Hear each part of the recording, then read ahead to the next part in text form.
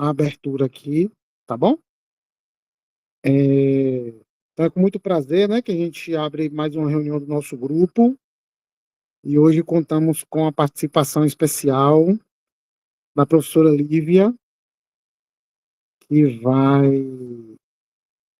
conversar um pouco, né, com a gente sobre a importância, né, da publicação e o que que isso pode contribuir, né, na nossa carreira, né, com a sociedade, com conhecimento, enfim.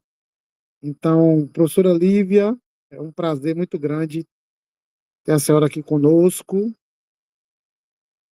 Eu gostaria que a senhora se apresentasse, contasse um pouquinho da sua trajetória, da sua formação, e compartilhasse com a gente aí nessa aula, acho que tão importante, né? Já tinha um tempo que a gente estava aqui no grupo, né, preparando o pessoal. Muitas pessoas já foram capacitadas, né, no sentido de começar a desenvolver um problema de pesquisa, de entender mais sobre os métodos. Tem muitas pessoas aqui que já avançaram na parte de escrita, já submeteram resumos, né, para congressos, mas eu acho que a gente está precisando dar um upgrade no grupo com essa parte de publicação, né, em revistas científicas. E muito obrigado por ter aceitado o convite, viu? Fica à vontade, a palavra é sua. Boa noite, professor Rodrigo, boa noite aos colegas, aos alunos. Bom, em primeiro lugar, deixa eu pedir um favor, professor Rodrigo, eu vou ficar sem poder ver a página aqui do Meet, quando eu estiver apresentando. Então, o senhor ou outro membro, se puder estar mediando, se tiver qualquer dúvida, pode me interromper no momento, tá bom? Não precisa esperar para o final, não, no momento a gente já vai discutindo. Bom, antes de colocar o slide, né, deixa eu me apresentar. Eu sou Lívia, eu sou fisioterapeuta formada pela Universidade Estadual do Sudoeste da Bahia, na turma de 2012, então já tem algum tempo, né? Eu sou especialista com residência em fisioterapia hospitalar pediátrica e neonatal, sou mestre, doutora em ciências da saúde e atualmente eu sou professora do estágio supervisionado na área cardiorrespiratória, especificamente em UTI. Juntamente com o professor Rodrigo. Bom, hoje a gente vai falar um pouquinho sobre por que publicar. Por que é tão importante a gente pensar em publicação desde o início da graduação? Eu tendi a mesclar um pouquinho a explicação para quem está iniciando lá na pesquisa científica, até o pessoal que já publica já tem um tempinho. Tá bom? Então, em alguns momentos, a galera que já publica um pouquinho tem paciência, porque a gente está voltando um pouquinho para introduzir os colegas sobre a pesquisa científica. Eu vou compartilhar minha tela agora com vocês. Vocês estão conseguindo me ouvir direitinho? Tá bom? Show de bola. Vou compartilhar minha tela. Como eu não vou estar visualizando, eu vou pedir para vocês, uma pessoa somente, abre o microfone e me fala, ó, tô vendo, não tô vendo, professora, tô vendo qualidade.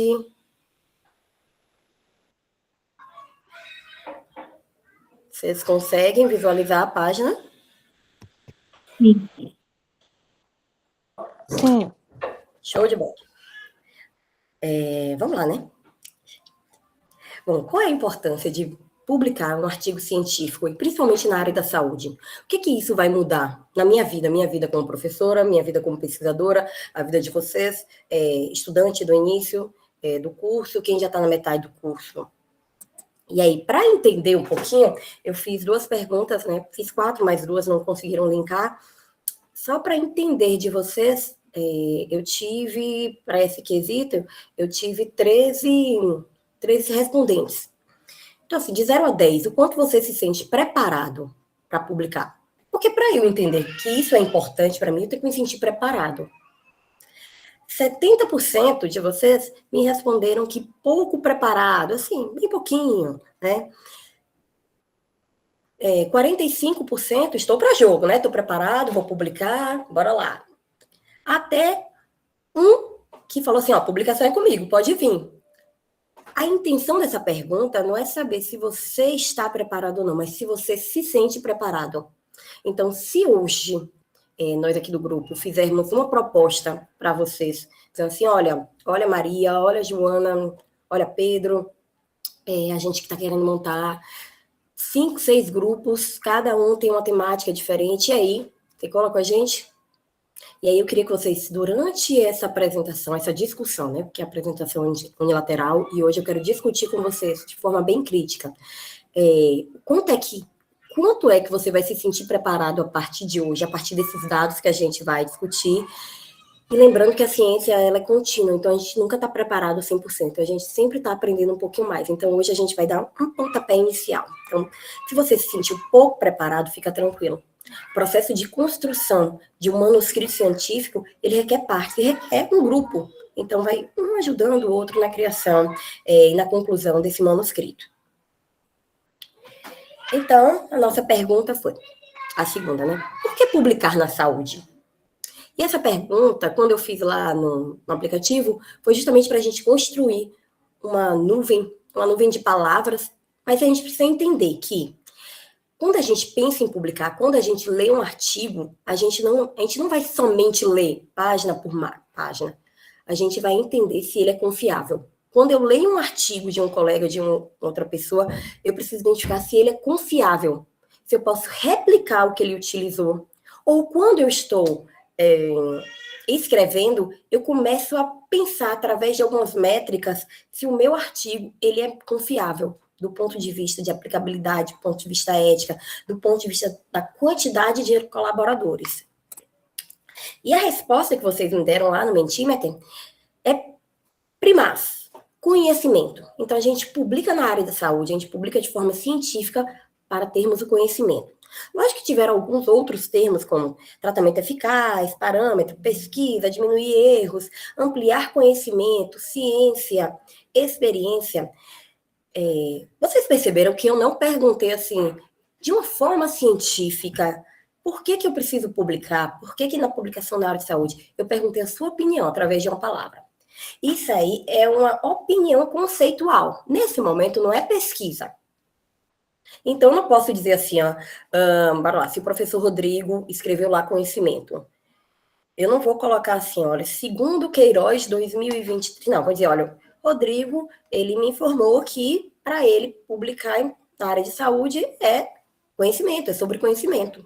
Mas se o Rodrigo, ele publicou um artigo científico com métrica, com estrutura, falando sobre esse tema, então eu começo a mencionar Queiroz 2026 traz que, para o profissional de saúde, a publicação ela é um método de ativação de conhecimento, que traz confiabilidade, que pode induzir ao atendimento baseado em evidências.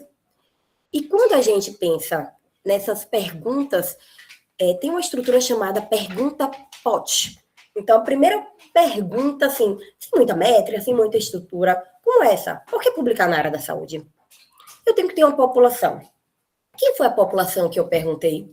Foram os alunos ou os profissionais, as pessoas que compõem o grupo de pesquisa. Qual é o meu objeto de pesquisa? Identificar sobre a importância da publicação.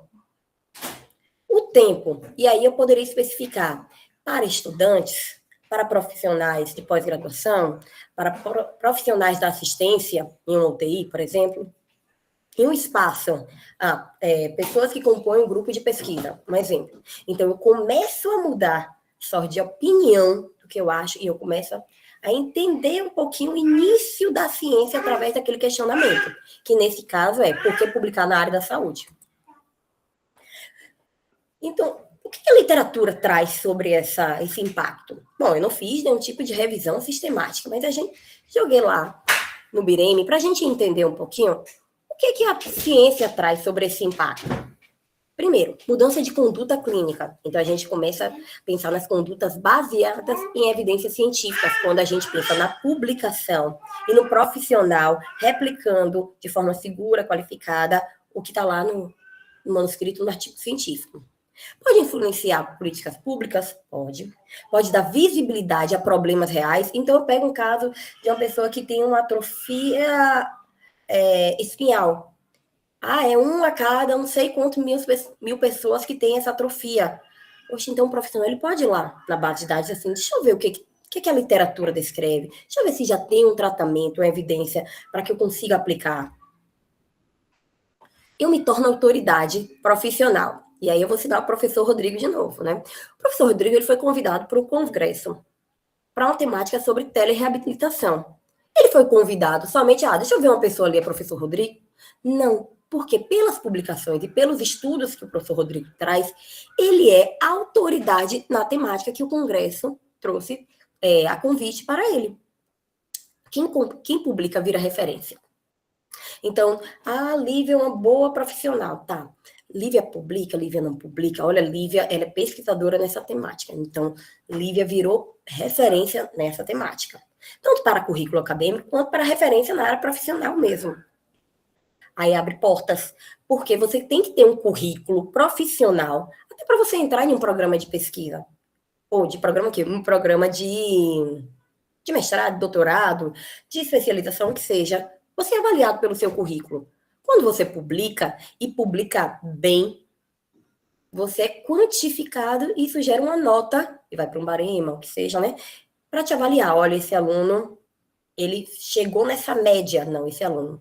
Então, normalmente, os programas, eles utilizam do currículo profissional acadêmico para quantificar e valorizar esse aluno. Produção de conhecimento local. Por quê? Mais de 68% da publicação geral na área de saúde que a gente tem é de vias internacionais. Então, no Brasil, nós temos que incentivar cada vez mais a publicação, porque a gente vai ter um comparativo da realidade local, realidade brasileira, e associação com a realidade internacional. Principalmente que nós temos o SUS.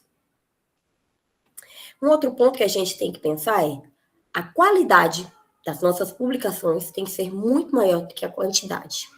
Por que eu estou trazendo isso nessa ênfase? Porque a partir de agora, aos colegas, aos alunos que não utilizam métrica para pensamento, para leitura crítica e para publicação crítica, a gente vai começar a ver que já existem métricas, que já são evidências dessa qualidade desse material, tanto para a gente ler e quanto para a gente publicar. Bom, de forma inicial, se eu quero publicar, eu tenho que fazer algum tipo de pesquisa.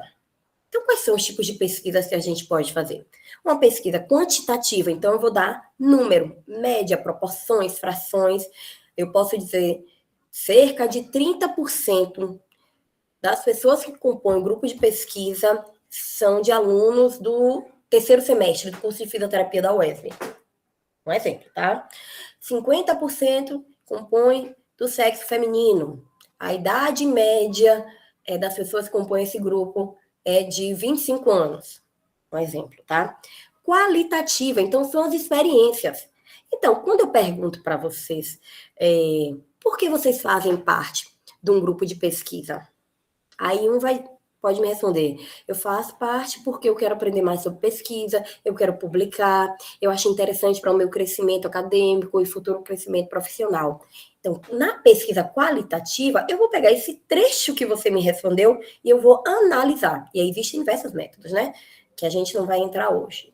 Então, eu analiso proporções, quantidades, e o outro eu vou analisar a qualidade e o porquê da questão, da pergunta problema.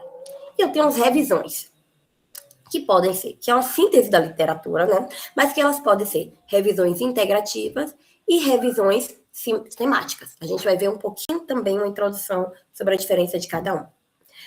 Porém, para eu pesquisar, para eu ter uma metodologia, e tipo de pesquisa é metodologia, eu tenho que ter uma pergunta. Então, se eu não sei que pergunta eu estou fazendo, eu não sei como formular uma pergunta de pesquisa, não adianta eu ter um bom... eu vou fazer estudo, uma pesquisa quantitativa, porque eu li que ele é mais valorizado do que a qual. Não, eu vou fazer um estudo de revisão sistemática, porque ele tem maior métrica. Tá, mas se você não tem pesquisa, não tem uma metodologia adequada, o seu método sempre vai estar errado. Então, a gente vai aprender a formular essa pergunta de pesquisa. Só para a gente revisar, né? Eu tenho uma abordagem qualitativa, quantitativa, ela pode ser de natureza aplicada, básica. Os meus objetivos da pesquisa pode ser explorar um tema novo, pode ser descrever, pode ser explicar, pode ser analisar. Eu tenho diversos tipos de procedimentos. desde no documental, pesquisa de campo, experimental, de server, pesquisação, estudos de caso, entre outros. Mas só para a gente definir. Então, assim, ó, pesquisa quantitativa, trabalha com números e estatística. O tipo pode ser descritivo ou analítico. Qual é a diferença? Quando eu falo de descritivo, eu estou descrevendo aquela situação, descrevendo aquela população. Então, a população de pessoas que compõem um grupo de pesquisa. 50% do sexo feminino, a média de idade é de 25 anos, 30% compõem de estudantes de graduação da Universidade Estadual do Sudoeste da Bahia, 10% de profissionais, estou chutando, tá, gente? Mas quando eu penso em analítico, eu começo a fazer comparações, associações, riscos e causas. O que é isso?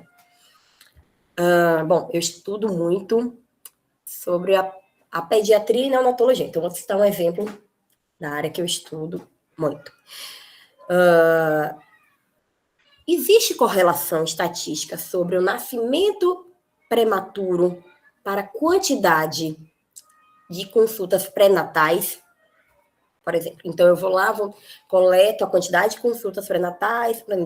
Essa mãe fez 3 consultas, fez 5. O bebê dela nasceu com 33 semanas, Y nasceu com 30 e poucos. Então, eu vou fazer um apanhado de dados categorizados. Lembra desse nome, tá? Pesquisa quantitativa. Dados categorizados, e eu vou fazer a correlação. Se eu tiver um P estatístico, que é um P menor do que 0,05, com explicação sem risco ou menor risco de viés, e um bom número de participantes, eu posso ter essa associação de que mulheres que têm menor quantidade de consultas pré-natais tendem a ter, ou então tiveram, bebês prematuros. Eu posso. Agora, se eu só fazer um estudo descritivo e dizer assim, a mulher de 18 anos, bebês de 37 semanas em média, fizeram 5 consultas, não fiz nenhuma correlação. Então, não tenho como fazer essa inferência que um causa o outro, ou um está associado ao outro. Então, é a diferença do descritivo para o analítico. Então, o estudo quantitativo, ele é numérico. Então, ele vai medir, comparar e testar hipóteses. Então, eu tenho estudos de pesquisa descritivas, correlacionais, causal, experimental, que a gente não vai estar falando especificamente sobre isso hoje. Já o estudo qualitativo, o quantitativo é o número. O qualitativo, ele vai explicar o porquê, porque ele vai explorar experiências, percepções, significados. Então, a percepção de vocês sobre a produção científica, qual é a percepção de vocês? O método, normalmente, para eu conseguir esses dados, é uma entrevista, é um grupo focal, então um grupo de reunião de pessoas que vão falar determinado assunto. Vou fazer análise de uma temática, de uma revisão que já é trazida de algum documento. E, normalmente, eu vou ter entrevistas, grupos focais, etnográficos, também não vou estar falando muito sobre eles, estudo de casos, conteúdos e narrativas. Depois que eu coletar, eu vou fazer uma análise. Então, existem diversos métodos para analisar discurso ou conteúdo ou a fala desses participantes, ou um diário de campo, o que seja.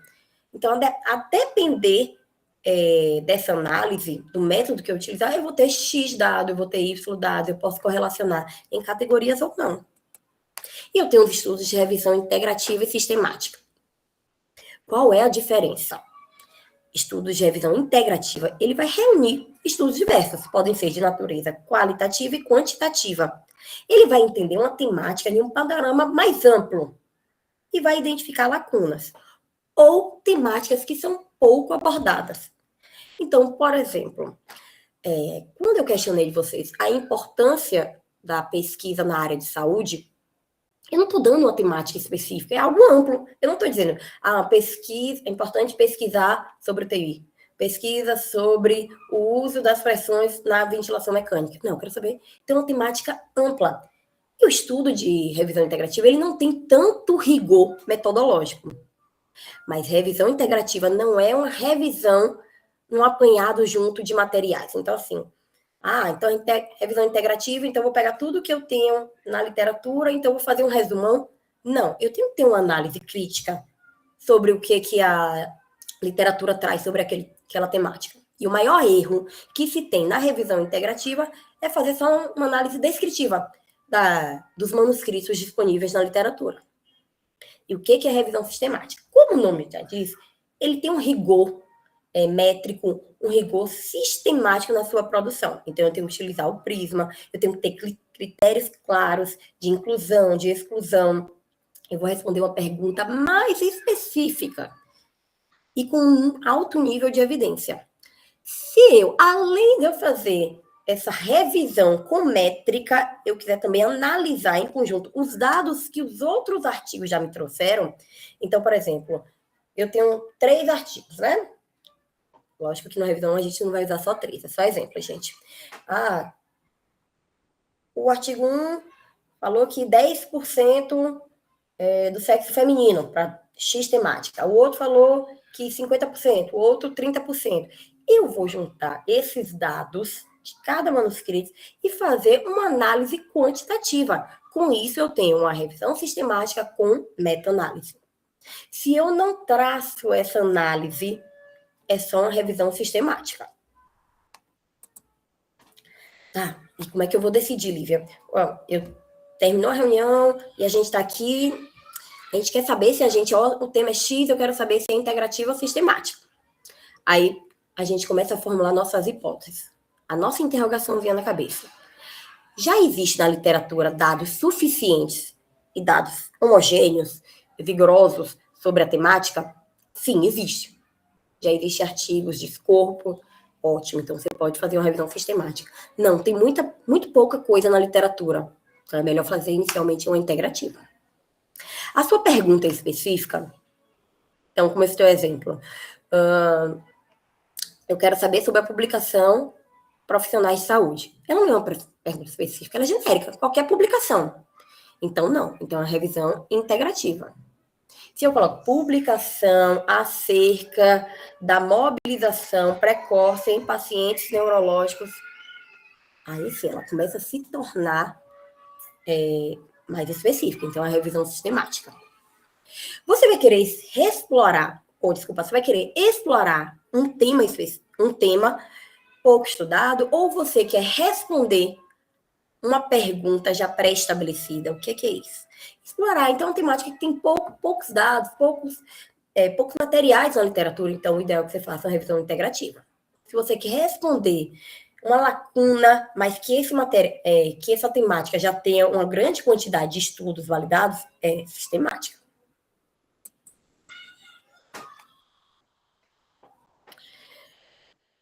Bora lá. Então, quando eu pensar em uma publicação, em as minhas revisões, eu tenho que ter uma pergunta estruturada. Como é que eu faço essa pergunta? Então, se eu não tenho uma boa pergunta, não tem método científico que vá salvar meu material. E aí eu já trouxe até a Pico como exemplo, spoiler, né? Eu tenho que ter protocolo de pesquisa bem estabelecido, que pode ser registrado ou não. Por exemplo, quando eu faço na Cochrane, ele já tem protocolos de como eu devo fazer a minha revisão. A busca sistemática, como é que eu vou fazer a busca sistemática? Esse eu não dei spoiler. A minha pesquisa, eu tenho critérios claros de inclusão, exclusão, e eu vou utilizar meta-análise ou não. Então, eu tenho que, antes de começar a escrever, eu tenho que ter tudo isso muito, muito bem destrinchado. Então, antes de escrever um material científico, um manuscrito, eu tenho que ter um protocolo científico, que vai me dizer qual o caminho, qual o rigor científico eu vou estar realizando através do meu tipo de pesquisa. Tá. Como começar a escrever? A pergunta define tudo. Como pensar corretamente antes de escrever? Você vai ter que fazer uma pergunta. O que eu quero responder? Com a minha pesquisa, o que eu quero responder? Mobilização precoce em pacientes neurológicos. O que eu quero? Qual é a minha pergunta? Para responder o quê? Se eu quero saber só uma frequência, se eu quero saber fazer correlação, estatística, número, então eu já penso que o meu material ele é quantitativo. Se eu quero fazer uma associação de porquês explicativas, valorativas, eu já vou utilizar o método associação quantitativo analítico. Se eu quero saber experiências, o porquê, qualitativo. Ou se eu quero fazer a síntese da literatura, eu vou utilizar um tipo de revisão. Mas, Lívia, eu vi alguém falando sobre comitê de ética e pesquisa. Quando eu tenho que utilizar todo tipo de pesquisa, eu tenho que ter um comitê de ética e pesquisa? Não necessariamente. Toda pesquisa que envolve seres humanos, ou que esse indivíduo ele pode ser explorado que eu falo, as informações, de forma quantitativa ou qualitativa, sim, a gente tem que ter um projeto estabelecido, tem que passar pelo comitê de ética. Só depois que o comitê de ética aprovar, a gente vai colher esses dados, para aí depois a gente escrever nosso manuscrito. E depois de publicado, nosso manuscrito vira um artigo científico. As revisões de literatura, elas não precisam passar pelo CEP. Eu tinha uma professora na residência que ela falava assim, gente, qual é o ideal de um pesquisador? Você constrói sua pergunta, constrói seu projeto, passa para o CEP, definindo se é quantitativo ou qualitativo. Mas quando você fizer sua revisão de literatura, lá para colocar o corpo do seu projeto, você faz de forma sistemática. Ou você faz de forma integrativa, porque você já utiliza esse material como publicação, como artigo, ou de revisão integrativa ou sistemática. Bom, é uma escolha. O que é força na evidência? Aí a gente vai começar a pensar um pouquinho lá na frente. Existem guidelines que a gente vai lá, nível de evidência, A, B, C, força alta, força baixa, força média, o que é isso? Está classificando se esse artigo, a depender da sua metodologia, da sua consistência no rigor e na descrição, se ele é um manuscrito que tem muita qualidade, se tem média, se é pouca. Então, normalmente, estudo de revisão integrativa, ele tem uma média força a nível de evidência. Revisão sistemática tem um nível alto. Isso se for aplicado todo rigor. Quantitativo, a depender do tipo de estudo, é um média alto, ou média ou alta. E o qualitativo, ainda não existe essa descrição, então eles consideram como complementar. Alguns estudiosos já tratam como média alta também, a depender do rigor.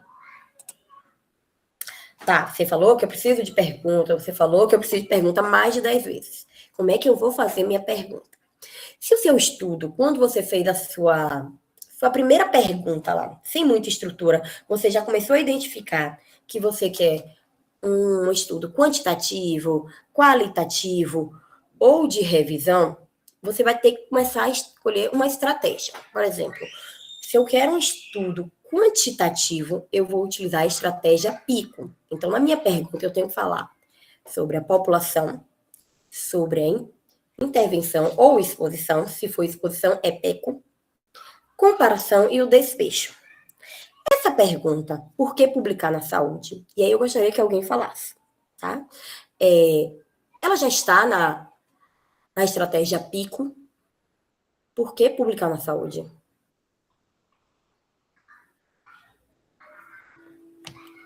Não precisam ter pergunta.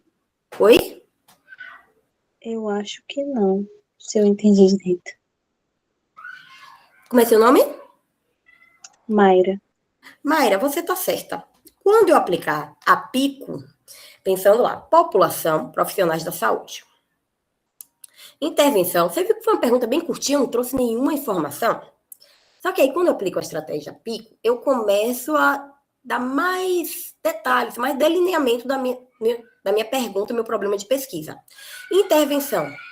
Ou então, o que eu questiono? Sobre a publicação científica. Se a participar de pesquisa, publicar, artigo que seja. Minha comparação é as pessoas que publicam,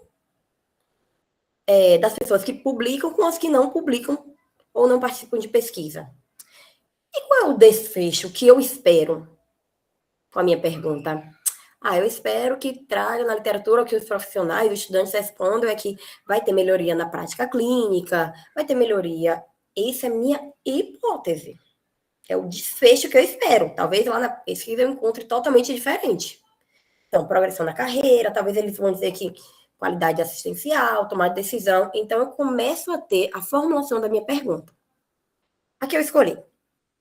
Pode ser em outra redação, tá, gente? Em profissionais da saúde, a participação em publicações científicas, comparada à não participação, melhora a qualidade da prática clínica e desenvolvimento do profissional. Vocês percebem a diferença dessa primeira pergunta, por que publicar na saúde, para essa, em profissionais da saúde, a participação em publicações científicas, comparada ou não à participação, melhora a qualidade da prática clínica e desenvolvimento profissional? Olha que diferença. Porém, para eu chegar para essa pergunta formulada com a estratégia PICO, eu tive que ter essa primeira pergunta. Então, a gente não desmerece ela, mas ela está incompleta. Então, quando eu penso em uma pesquisa, eu penso numa pergunta simples.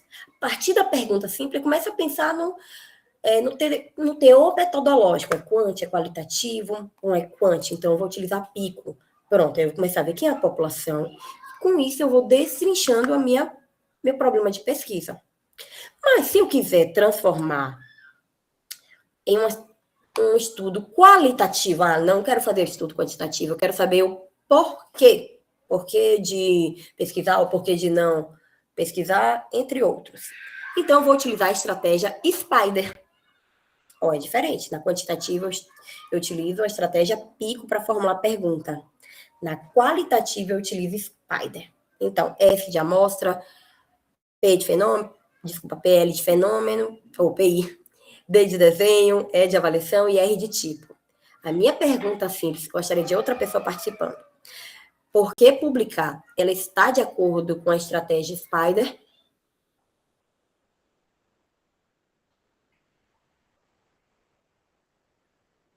Tá, uma pessoa? Não precisa ser tímido não, gente. Pode falar, sim ou não?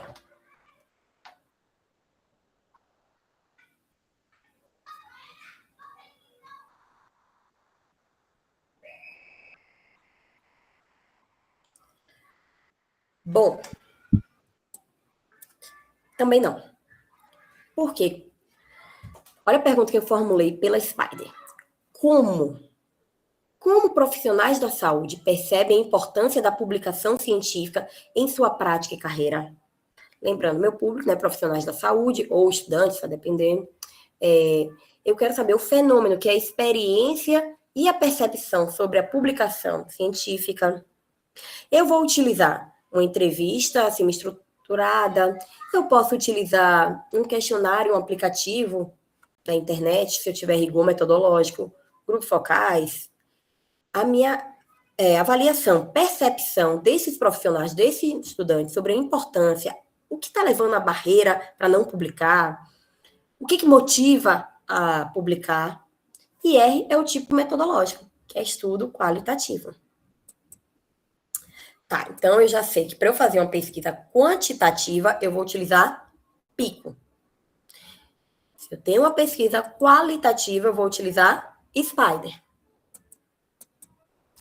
Agora a gente vai começar a pensar no checklist do nosso relato.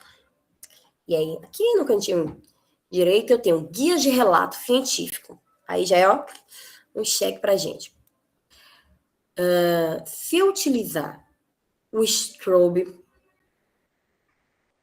eu vou utilizar com estudos observacionais. Se eu utilizar Consort, ensaios clínicos, Corec, qualitativo, e o Prisma, revisões sistemáticas. Tá. Então, eu já sei que quando eu utilizar lá na metodologia um estudo quantitativo, eu vou utilizar ou Strobe ou Consort.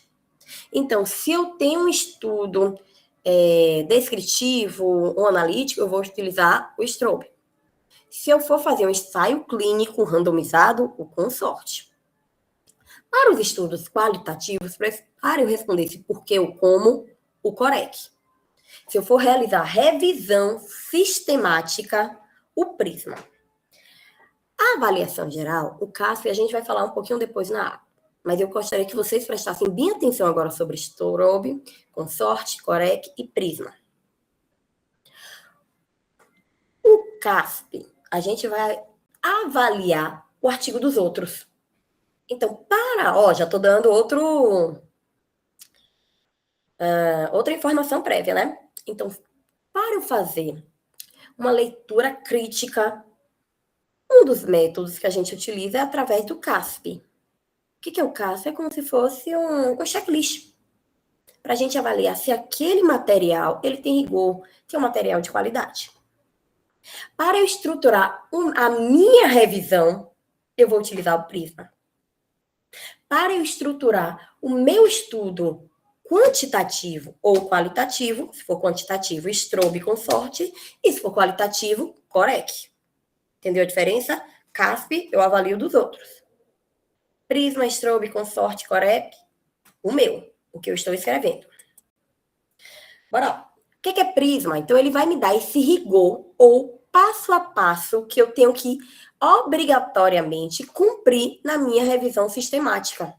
Então, Prisma, eu não formulo pergunta. Quem formula pergunta é o Pico ou o Spider. Pico quantitativo, Spider qualitativo. Existem outros, tá, gente? Mas a gente está falando desses dois que são os principais.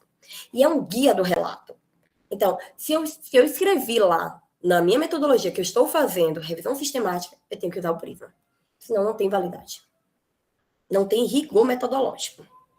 Então, por exemplo, ela vai avaliar a estrutura do resumo, a justificativa, o objetivo. Por exemplo, no meu objetivo, forneça uma declaração explícita das questões e objetivo sendo abordado com referência ao seu elemento-chave ou outros elementos-chave relevantes. Então, ele vai traçando e vai descrevendo, olha, você precisa fazer isso, você precisa fazer aquilo. Porque quando eu apresentar na minha metodologia como eu cheguei naquela quantidade de estudos, vai ser através do Prisma. Então, um exemplo aqui. Quando eu comecei a pesquisar, por exemplo, sobre o uso da VNI em cardiopatia, ou em insuficiência, em CC, insuficiência cardíaca congestiva, né? Então, eu vi lá, na Cielo eu encontrei 65 artigos, Medline 6.244, Lilac 198, 178 BNDEF. Quando eu começo a aplicar os meus critérios de inclusão e exclusão, olha, depois de aplicar X critério de inclusão, sobraram 6.685. Ó, depois de reler título, resumo, excluímos mais Y manuscrito. Então, nós ficamos com 338 artigos. Depois de realizar a leitura íntegra, ficamos com 25. Depois de colocar os critérios, retiradas, dissertações e outros tipos de materiais não consolidados, a última leitura e análise da revisão sistemática foram de 12 manuscritos, ou 12 artigos. Então, desse total aqui, depois de colocar todos os critérios provocativos, sobraram 12 artigos para leitura na íntegra e avaliação, e comparação e análise dos dados. Tá, Lívia, o que é Strobe, né? Então, eu já falei para vocês aqui que para fazer uma revisão sistemática é Prisma. Quando eu quero um estudo quantitativo, definir frequências, análises, eu vou utilizar o Strobe. E o que o Strobe ele vai me dar? Ele tem 22 vistas. É que tanto o Prisma, o Strobe, Consorte, Corec, eles sejam aplicados não, eles já sejam identificados no início da escrita do seu material. Porque ele vai te dizer, olha, na sua introdução você precisa X. E ele traz a recomendação quais tipos de informações devem estar no título, no resumo, na introdução, método, resultado e na discussão do seu artigo. Então, ele é ideal para estudo transversal, de corte e caso controle. Então, se eu quero avaliar a frequência de participante nas reuniões do grupo de pesquisa, então eu vou aplicar o Strobe.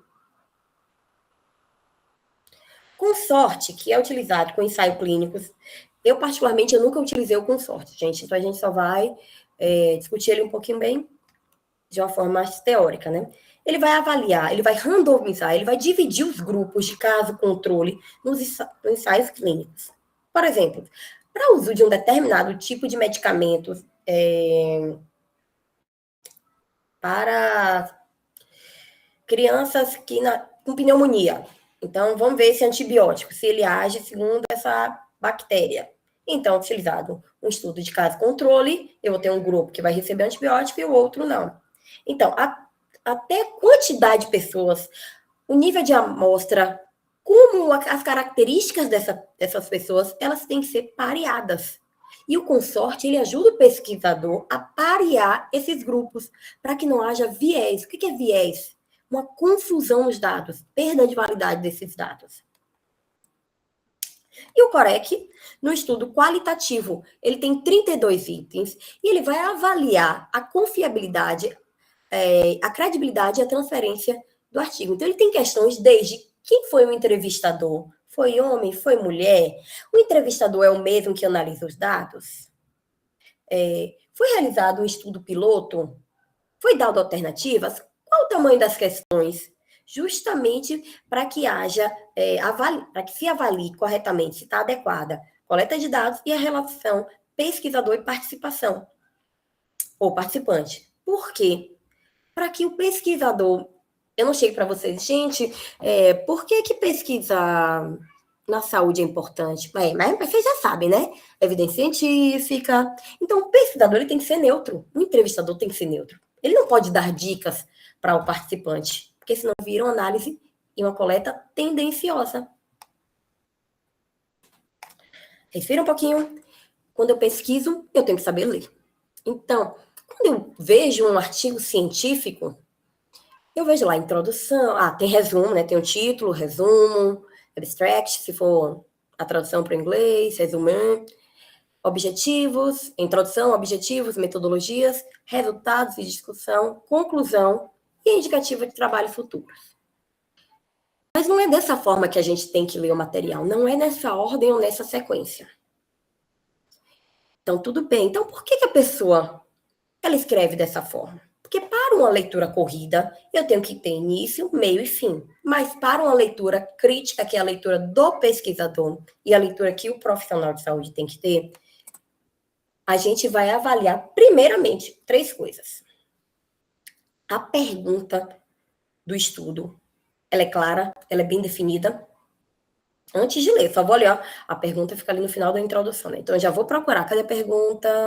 Pronto. Vou para a metodologia. O método, ele é coerente, ele responde a pergunta. Não, ele não responde, ou então ele responde. E qual o rigor metodológico? Qual o tipo de estudos? Qual o passo a passo?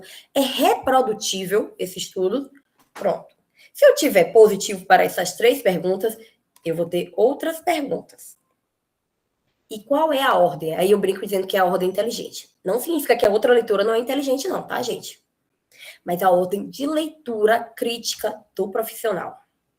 Primeiro eu vou ler o título e objetivo. Não vou ler a introdução toda. Título e objetivo. Depois eu vou para os métodos utilizados. Depois eu vou para os resultados. E só depois eu vou ler a introdução e a discussão. Por quê? Porque se eu ler primeiro a introdução, eu vou estar... É uma leitura tendenciosa de conteúdo e não qualidade métrica, e não qualidade do manuscrito. Então, sempre título, objetivo, métodos, resultados, e só depois introdução e discussão. Então, assim, a partir desse momento, quem não fazia essa leitura crítica vai começar assim, eu não vou só ler, eu vou pensar, eu vou questionar de forma crítica. E aí eu trouxe algumas considerações, que também um professor que tinha me passado essa aula, né, que ele trazia assim, lê mal um material científico, quem aceita a conclusão? O pesquisador, quem escreveu isso aqui, disse que é isso. Não. A gente começa a criar hipótese. Por quê? Como? Quando? Tá. Ele tem um resultado lá de uma estatística significativa de P menor que 0,05. Tá, mas teve viés? Ele utilizou o teste estatístico correto? Essa população tem um tamanho suficiente para representar um todo? Não, esse P não tá adequado. Que ler bem vai questionar tudo, vai conectar com a prática clínica e vai conectar as partes do texto. Aí sim você vai identificar que tem falhas. E todo material tem falhas, todo material tem viés. Mesmo que seja mínimo, mas tem. Primeiro, quando você pega um manuscrito, um artigo, a primeira coisa que você tem que perguntar. Desculpe. A pergunta do estudo é relevante? Com esse dado, com o que ele me traz, com essa pergunta, consegue resolver o problema real? Ou é só mais um levantamento X pessoas, Y pessoas, ou ele consegue responder um questionamento? O método, ele responde a pergunta. A minha pergunta, ela está formulada para um estudo quantitativo, qualitativo, está de acordo com o que ele trouxe na metodologia? Esse tipo de estudo tem sentido? A amostra é suficiente? As variáveis, elas foram bem definidas ou não?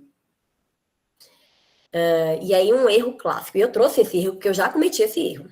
É um estudo descritivo, tirar conclusão causal. O que é conclusão causal? Já trouxe, mas eu vou repetir, porque isso é muito importante.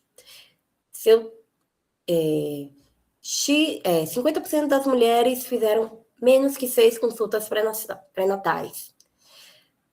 70% das crianças nasceram prematuras. Eu não fiz nenhuma correlação estatística. Mas se eu só descrevo, aí chego lá na minha discussão, é provável que as crianças que nasceram prematuras foram porque as mães não fizeram a quantidade de consultas pré-natais. Isso é erro. Isso é erro.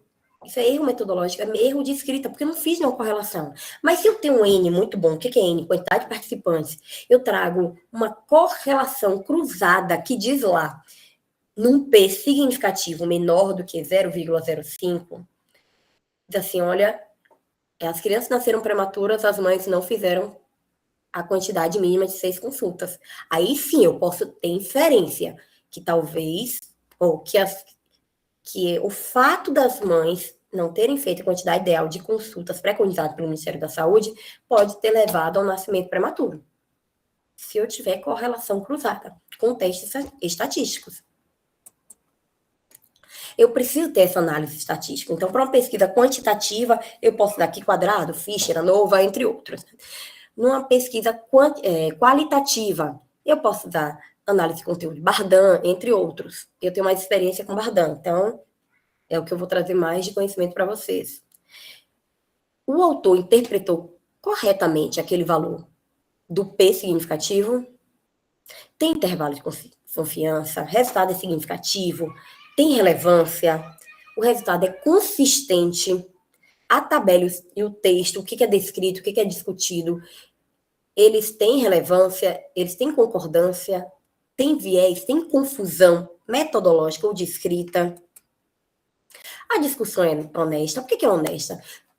Porque às vezes a gente tem dados maravilhosos e a gente só descreve, e a gente traz, mas eu trouxe outros autores, mas eu não contesto, eu faço aquela discussão bem tímida, só trazendo o que cada um falou sobre aquele tema, mas eu não faço contestação. Ou então eu faço uma super contestação, mas que a literatura não trouxe sobre aquilo. Ou um fator de vaidade profissional. Eu tento forçar a importância do meu material e eu faço uma super conclusão, mas que não condiz com minha pergunta, meu objetivo ou com minha metodologia. Aí sim, alerta vermelho. Aí provavelmente esse material não está tão bom. Agora, o que é a CASP, Lívia? Então, eu já tenho umas perguntas na minha cabecinha sobre metodologia, sobre objetivo, pergunta. Mas o que é CASP? É um checklist, um conjunto de checklist, né? Que serve tanto para estudo qualitativo, quantitativo, revisões, que vai me ajudar na leitura crítica. Ele não vai dizer se o manuscrito ou se o artigo é bom ou ruim, mas ele vai fazer com que como se eu abrisse meus olhos para uma leitura crítica. Sabe, um velho ditado assim, se você não sabe, é como se procurar uma agulha no palheiro. O CASP é como se ele fosse uma lanterna que vai te ajudar a procurar essa agulha. Então ele vai dar, olha, na introdução você tem que olhar se esse material apresentou X, Y, Z. No objetivo, você tem que observar, pronto, eu dou um cheque. Tem tudo isso que o CASP pediu, cheque. Outros checklists, como o Castle, Newcastle, também não tenho tanta experiência, então eu trouxe esse para vocês, que é o que eu utilizo na minha leitura corrida. Bom, voltando para a pergunta inicial, por que publicar na área da saúde? Tudo à nossa volta vira pesquisa, gente. Ele só tem que ter uma pergunta bem estruturada, um rigor metodológico associado a todo passo a passo até eu chegar à minha conclusão. Eu fiz um exemplo, lógico que, gente, eu não passei pelo comitê de ética, né? Então isso aqui não é uma publicação, isso aqui é um exemplo sobre o que vocês me trouxeram nessa nuvem de palavras, o que eu posso tirar cientificamente. Então eu pensei, bom, um título, né? Percepção dos estudantes da área de saúde sobre a importância da publicação científica, um estudo qualitativo, porque eu quis avaliar a percepção de vocês. Mas se eu perguntasse, além disso, se eu perguntasse para vocês em que semestre você está, qual a sua idade, eu poderia também ter um estudo quantitativo para responder a pergunta. Olha, traçando um perfil e avaliando, olha, os estudantes do 10º semestre avaliaram a palavra conhecimento. Já os estudantes do 3º semestre avaliou experiência. E aí eu posso fazer uma correlação, um estudo analítico, né? Dessas duas informações e eu achar uma causa e efeito. Por que os estudantes do 3º e do 10º têm considerações diferentes? Mas bora lá. Um estudo fake, né? Um manuscrito fake é qualitativo. Então, eu utilizei o Spider para formular minha pergunta de pesquisa. Quais as percepções, motivações, significados os estudantes atribuem à publicação científica na área de saúde? Cujo objetivo foi analisar as percepções de estudantes da área de saúde sobre a importância da publicação científica. E aqui no método você tem que ser muito claro. O meu estudo ele é qualitativo, descritivo. Estou descrevendo essa situação. Meus participantes são meus alunos. A minha ferramenta de interação, de coleta de dados, foi o Mentimeter. E eu tenho que dizer, né, qual foi a ferramenta, se foi uma entrevista, se foi um grupo focal, se foi um aplicativo online. A pergunta disparadora para conseguir o texto foi por que publicar na área de saúde? E eu botei análise de conteúdo temática, que é a que eu tenho mais intimidade, a de Bardan. E com isso, gente, eu não botei em Iramutec aplicativo nenhum, isso aqui é coisa da minha cabeça, tá? Eu criei 4 categorias que eu posso discutir que eu posso realizar minha discussão. Então, segundo os dados fornecidos pelos alunos, primeira categoria, pesquisar na área de saúde é importante para a produção de conhecimento. Então, vou discutir sobre conhecimento, ampliar conhecimento, avanços científicos. A segunda categoria, qualidade da prática. Então, vou falar sobre prática baseada em evidência, melhora do cuidado, tratamento eficaz, diminuir o erro profissional. Terceira categoria, desenvolvimento profissional. Então, reconhecimento, crescimento profissional. Quarta categoria, melhora das bases científicas, melhora da evidência, da confiabilidade das condutas e do embasamento científico. E com isso eu posso estar discutindo no meu manuscrito. Prática baseada em evidências, formação acadêmica, cultura da publicação, que publicar é diferente necessariamente do que a melhora do cuidado e da pressão acadêmica em se produzir. E quando eu trago novamente de 0 a 10, o quanto você se sente publicado ou preparado para publicar, vocês colocaram antes da aula 70% pouco preparado. Estou finalizando a aula e eu queria que vocês me respondessem. Pode ser pelo chat, pode ser abrindo o microfone. A partir desse momento, o quanto é que você se sente preparado para publicar? E aí?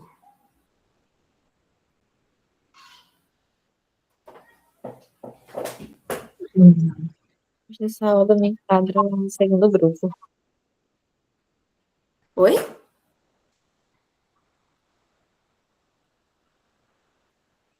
Maíra, pouco preparada. Maíra, a gente vai conversar depois no final, para te deixar bem preparada. Bora lá, Oi, Lívia, tudo bem? Oi, Boa noite. boa noite. Deixa eu abrir a câmera aqui para eu poder. Tudo bem com vocês? Mais um encontro, né, do grupo. É muito interessante, né? A gente entender cada parte. A estratégia Spikes ainda não utilizei, então não tive conhecimento. Só a estratégia Pico mesmo. E cada dia que passa, a gente vai passando esses encontros e vai aprendendo uma coisa a mais que a gente não sabe ainda. Eu me sinto ousada, nem preparada, nem pouco, nem muito, mas eu me sinto ousada no sentido assim, do que eu não souber, eu vou buscar conhecimento, eu vou buscar, quem sabe, para me auxiliar. Eu me sinto assim. A gente está em processo de construção, né, ainda dessa parte científica, mas eu acredito que se colocarmos na cabeça que a gente consegue. Não há dificuldades, né? Porque escrever algo é complexo. Não vou usar a palavra difícil, eu vou usar a palavra complexo. Mas se tratando de ser intensivista, tudo é complexo, né? Mas é isso. Muito obrigada, professora Lívia, pela sua colaboração. E eu me sinto assim, ousada, não preparada ainda, mas disposta a aprender. Maria Clara, eu vou só ler o de Emily aqui no chat, tá? E aí eu já abro para você. Emily colocou: estou pronta para jogo. Como abordado, acredito que 100% seria algo complicado, porque sempre descobrimos inovações e vertentes que poderiam ser exploradas quando começamos o estudo. Maravilhosa, Emily. Bora lá, Maria. Conta aí. Boa noite, tudo bom? Primeiro, eu queria agradecer pela aula e falar que o seu conteúdo trouxe muito enriquecimento, porque a gente no GPFIT, né, tem que ter sempre um trabalho, ou pensar também em temas.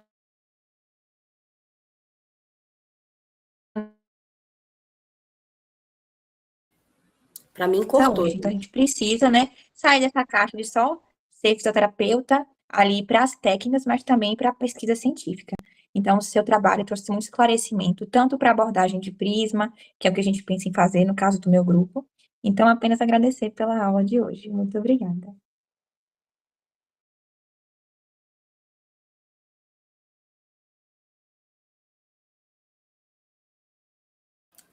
Alguém mais? Alguém mais?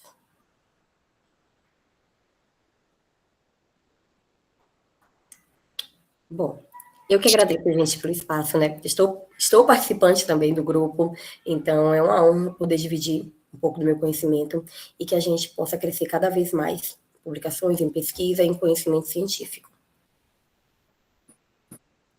Queria agradecer a professora Lívia pela imensa contribuição, né? Pelo cuidado que ela teve, né, de fazer um levantamento, né, de pesquisar entre vocês, né? Então ela fez uma metodologia rápida hoje, que se viu como um exemplo muito bom, né? Gostei muito das participações, né? E deixar uma coisa bem interessante aqui, que é o seguinte, né? Ninguém está preparado 100%, gente, né? Ninguém, quando eu estou falando ninguém, é ninguém mesmo, né? Se a gente for observar, até já nesse semestre, nós pegamos artigos aí de grupos grandes, né? O último artigo foi um grupo da Rede Sara, que é uma rede de pesquisadores, né? E a gente sentou aqui e, numa leitura que nós fizemos prévia, numa discussão aqui, a gente percebeu diversos problemas no estudo. Isso é muito comum, é assim que é feito a ciência, né? Geralmente, principalmente na área da saúde, a gente está pesquisando coisas que são muito complexas. São diversas variáveis que estão envolvidas. Então, frente a essa complexidade, né, toda do ser humano, das suas infinitas relações com o meio, com hábitos, com tudo, é muito complicado a gente chegar na perfeição. O que a gente faz é ir colocando um tijolinho a cada dia. Tá para jogo mesmo, né? Reservar um tempo, né? A gente tem um horário protegido da gente para a gente sentar na frente do nosso computador, na frente do nosso livro, né? Ou que seja com um papelzinho em branco e começar a ver as suas inquietações, para a gente começar a elaborar essa pergunta de pesquisa. Então, tem muitas pessoas aqui que ainda não deram o start. né? O primeiro ponto, né, que é muito importante, vocês estão de parabéns, é estarem inseridos no grupo de pesquisa, isso já é muito bom. Estarem numa reunião, né, à noite, depois de todas as atividades, poxa, massa. Isso é muito bom. Agora, quando eu estou para jogo mesmo, eu preciso estar ali aquecido, preciso estar preparado, preciso estar concentrado. Eu costumo dizer para vocês, né? Começa reservando 15 minutos por semana.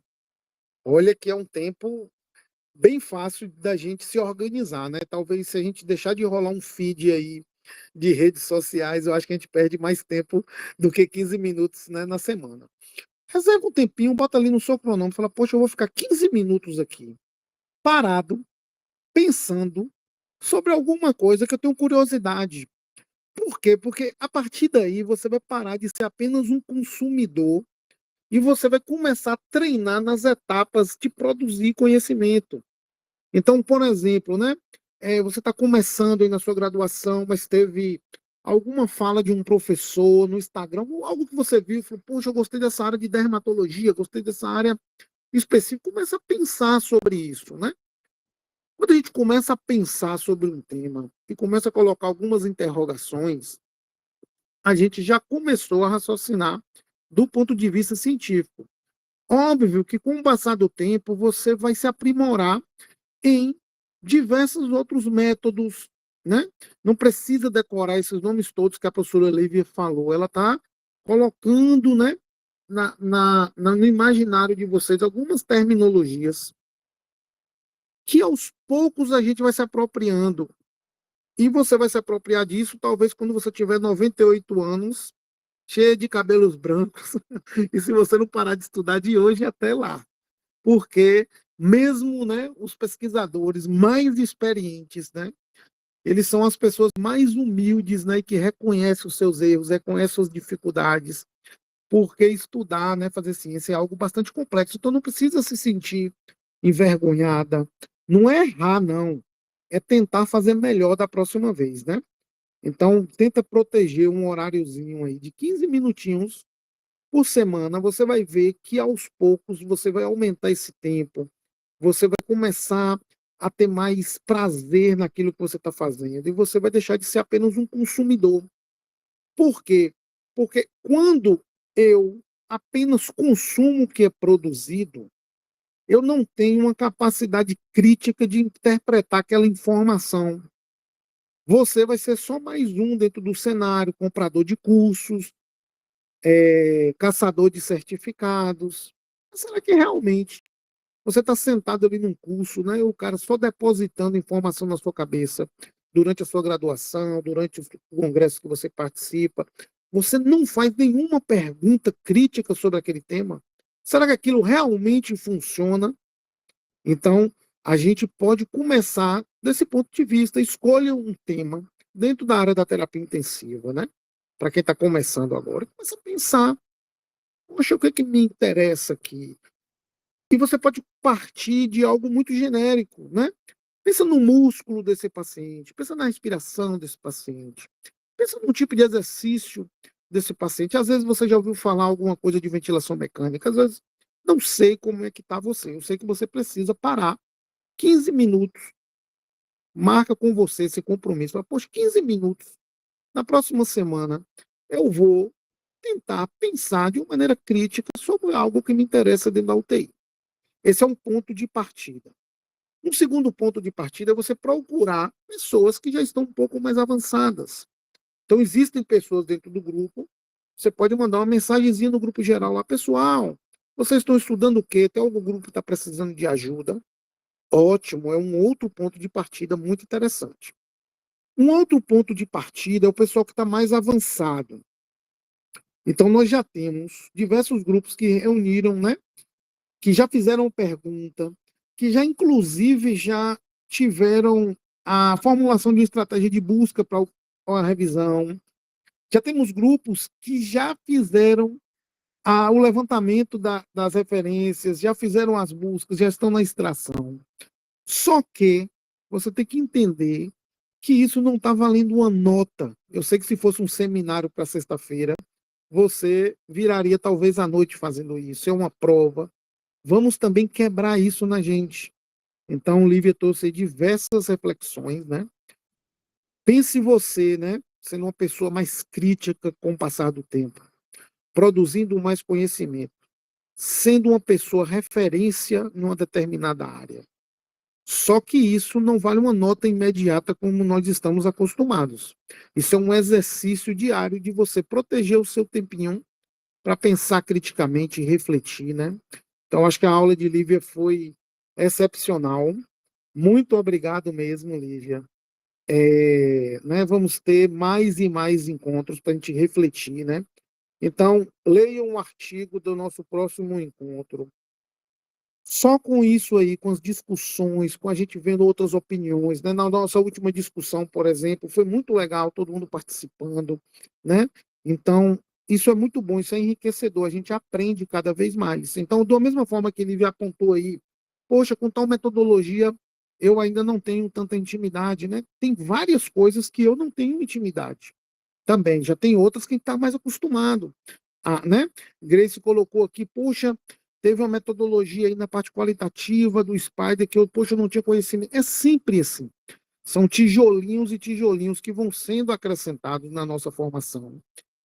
Aos pouquinhos, vamos ficando melhores, vamos tendo um currículo melhor, vamos tendo melhores resultados com nossos pacientes, vamos virando referência na nossa área, a nossa remuneração vai aumentando, a nossa qualidade de emprego vai melhorando, o nosso reconhecimento social, enfim. O contrário também é verdadeiro, né?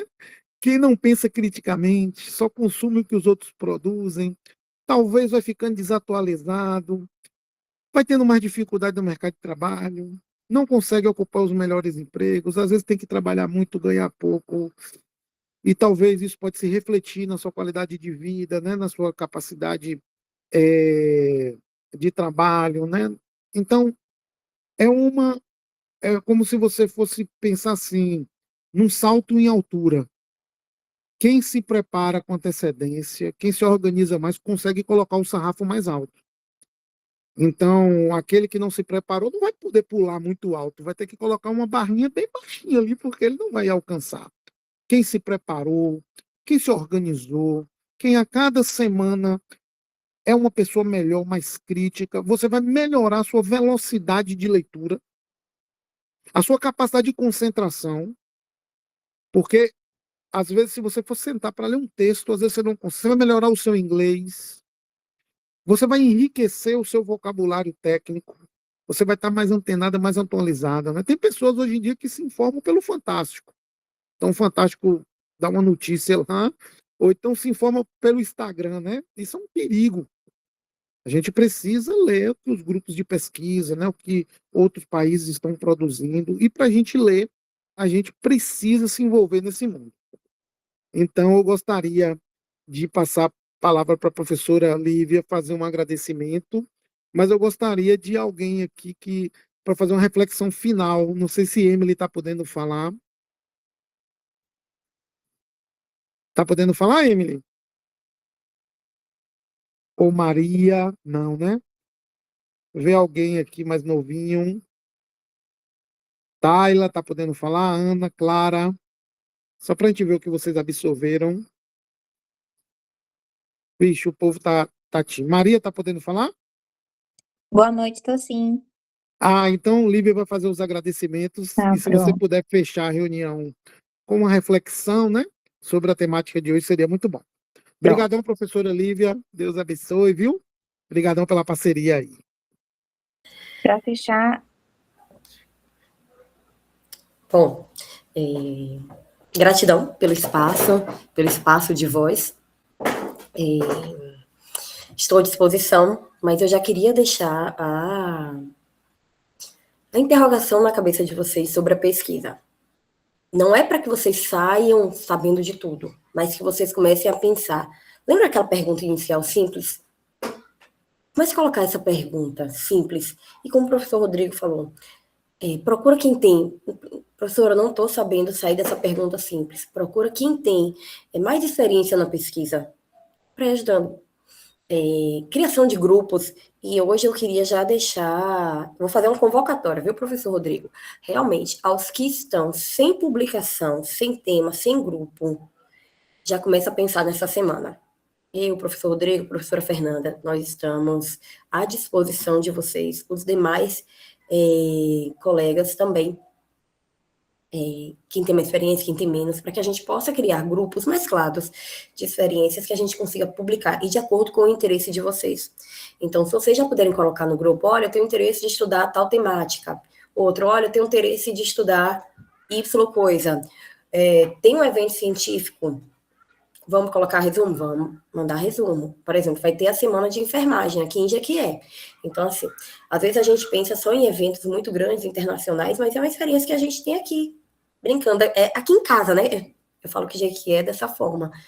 Para a gente se aproximar da pesquisa, para a gente se aproximar da publicação e a gente possa crescer mais ainda. Não desmereço o evento por ser aqui, não. Pelo contrário, eu valorizo esse evento. E eu valorizo tanto que eu gostaria de estar presente com a publicação de um resumo, e quem tiver interesse, para que a gente possa estar mandando. Então, assim, a partir de hoje, lá no grupo, coloca, gente, quero estudar tal coisa. Quem tiver interesse, Y coisa, quero também, bora lá. E a gente vai começar a reformular novos grupos de pesquisa, independente com a intimidade de pesquisa que vocês tenham, tá bom? Então, gratidão pelo espaço, gratidão pela fala, gratidão por poderem estar aqui me ouvindo.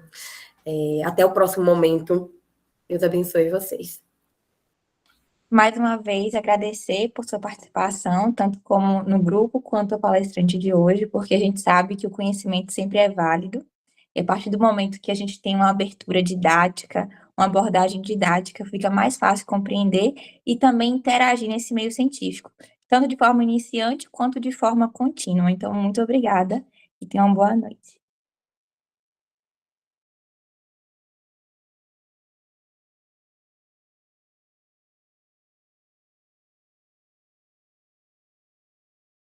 Boa noite, meu povo.